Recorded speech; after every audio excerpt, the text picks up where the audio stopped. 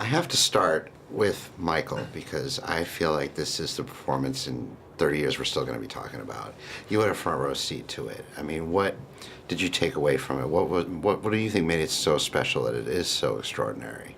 Well, I'd worked with Michael before actually on End of Watch, and he's a very intelligent actor. I think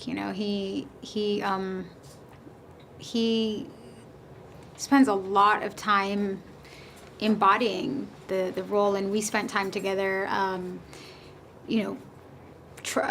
Driving to Delano and driving to La Paz and visiting the sites where this story actually happened, and we spent time practicing our accents together and talking a lot about the relationship and the complexities of it. And so we had a very personal experience together, and it was I think imbued with a lot of warmth, and I think we were lucky to have known each other prior, so we got kind of past a lot of that getting to know you stuff, and so it was exciting. I think we all knew, I think he and I both had the sense that we were telling a story that really mattered, and that we had this really wonderful opportunity to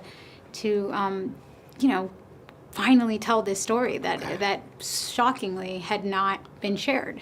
One thing that struck me the most is that this is one of the most important stories, I think, of the last 50, 60 years. But sometimes fate, makes it so that the right people are at the right place. And I think you all are here at the right place at the right time.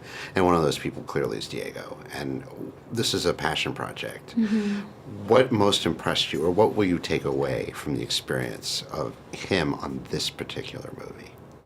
Diego is a very, very natural-born leader, and when he was directing, it was like that was what he was born to do. He's a fabulous actor. Yes. I'm a huge fan of his, have always been, but when he's directing, you just know he is a director, and he is a leader, and what most impressed me and what most compelled me to go on this journey with Diego was that he wasn't afraid to make it personal, and he shared with me, and I'm sure will share with you, that his reason for making this story was about telling a story about a father, and that his hope was not to tell a story about the icon and the hero and the textbook version of this man, but really tell the story about a man who was a father,